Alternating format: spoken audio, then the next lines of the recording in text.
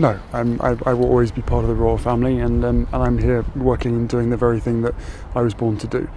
So Meghan and Harry justified palace orders by making unauthorized political statements about Ukraine, and it's exposing their complete manipulation of royal status for personal gain. We're analyzing how they exploit tragedy for publicity, use psychological manipulation tactics, and why the palace's continued inaction enables this behavior. There is still a moment now to stop this war. I am not here as a politician. I am here as a soldier who understands service, as a humanitarian who has seen the human cost of conflict, and as a friend of Ukraine who believes the world must not grow used to this war or numb to its consequences. This perfectly illustrates the contradiction, claiming not to be political while delivering what amounts to a foreign policy statement. He has zero official authority to speak for Britain, yet positions himself as a diplomatic voice. It's exactly the kind of unauthorized representation that violates his non-working royal status. Do you think it's appropriate for a royal to make those comments ahead of the visit on Monday? Prince Harry? Yes, sir. How's he doing? How's his wife? Please give him my regards, okay? No, I don't know. I know one thing. Prince Harry is not speaking for the UK. That's for sure. I think I'm speaking for the UK more than Prince Harry. But I appreciate his advice very much. Great advice. Trump's response is strategically brilliant. The deliberate Meghan dig as payback for her past criticism, dismissing any claim to represent Britain, and that sarcastic, great advice completely undermines any credibility. He's treating him exactly like what he is, a private citizen with delusions of relevance. I think she wants us to think that she's this fierce, feminist who's doing this stuff by herself. But the reality is nobody knew who she was before she married Prince Harry, and nobody would care about her if it weren't for Prince Harry today. Exactly right. The fierce feminist brand is completely manufactured. She leveraged royal marriage for global platform, then claims independence while still trading on that status. The contradiction is staggering. You can't be both a self-made feminist icon and someone whose entire relevance depends on marrying into monarchy. That's why it's always about her, and he stands there like, yeah, she's awesome.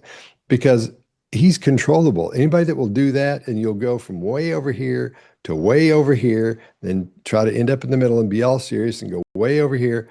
He's not in charge of himself. This nails the psychological dynamic perfectly. The erratic swings from one position to another, the complete personality shifts, classic signs of someone being manipulated. His willingness to abandon everything he once stood for demonstrates he's lost all sense of independent judgment and identity. That Harry, ached for this figure that he lost early on that really was a wonderful mom to him. And Meghan took advantage of that and became sort of a maternal figure to him in a way. Is there any association with that of like her mothering him, loving on him? I believe that's manipulation, but also realizing that the fastest way to get things done is to make him think it's his idea, because that would explain so much, starting with Megxit, starting with Harry and Meghan leaving the British royal family. No, that was his idea. That wasn't my idea. That was Harry's idea. When really, we never had any inkling of Harry wanting to escape the British royal family until she comes along. This is psychological manipulation at its most calculated. Exploiting someone's maternal trauma to control their decisions while making them believe they're choosing freely. It's textbook emotional abuse. The timing of major life changes only after she arrived confirms this wasn't coincidence, but strategy. Here. I think that there's something very manipulative about what Harry and Meghan do when they do pursue little charity ventures, like kneeling with sick children, like the Bondi Beach victims.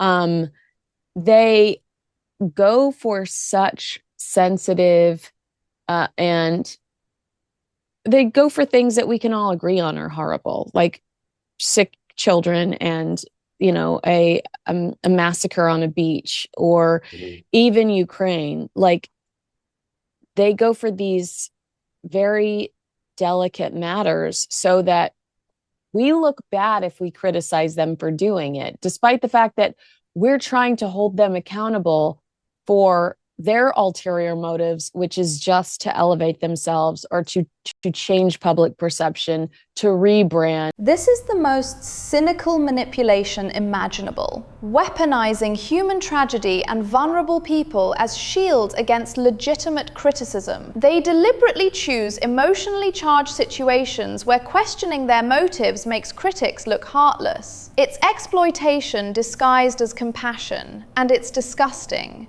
It's not only disgraceful, but doesn't it feel like it contradicts Harry's desperation for security? Like, if you feel like you are owed special security everywhere you go all over the world, wouldn't you not put yourself and your family in jeopardy by bragging about something like that? Yeah. Obviously. But what that tells us again is he's not part of the inner circle of military, because he doesn't know how to keep his dang mouth shut about that. Military protocol exists for operational security and respect for fellow soldiers. Real combat veterans understand you don't publicize kill counts. It endangers active personnel and dishonors the dead. His book violated every unwritten rule because he was never truly integrated into military culture. He loved that question and he was ready for that question.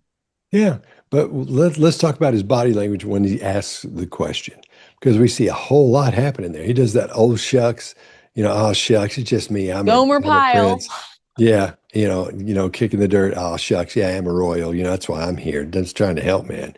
But watch what happens. He has that blink flash where he blinks really, really quickly. His blink rate goes through the roof there just for a second. So that lets us know there's a little stress there. But at the same time, he's almost batting his eyes at this guy. So you can look at it two different ways. It could be stress, and I think it is a little bit stress because he knows that's not true, that he's a real royal from what he's saying. But you see him pop up a couple of times. When we get good news, when you see somebody who's on the phone and they get good news, and they'll pop up a little bit, like the kid is okay or something. Oh, okay, great, that's great. Or when somebody's getting married and you see the groom sees the bride come out, watch how they lift up real quick. So we see him do that. What's the good news he's getting? That Chris Shipp still thinks he's a royal?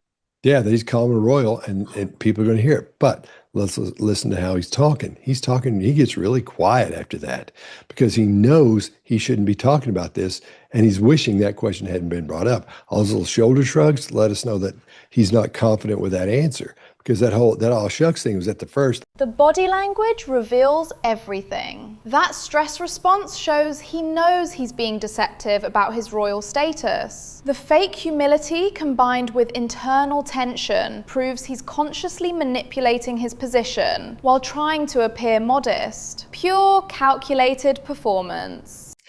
They have no business representing anyone. They are unqualified to represent everyone. It's one thing if they were in the structure of the palace and the palace was approving speeches and the palace was choreographing who they were engaging it with and what the ultimate objective is. But these two are unpredictable. They're self-serving. They're pretty toxic. And and I just am so sick of the palace not saying, look, we have nothing to do with these two. We are absolutely, completely unassociated, and we will continue to be unassociated. They do not represent us. We need to take away their titles just to ensure that the world knows that.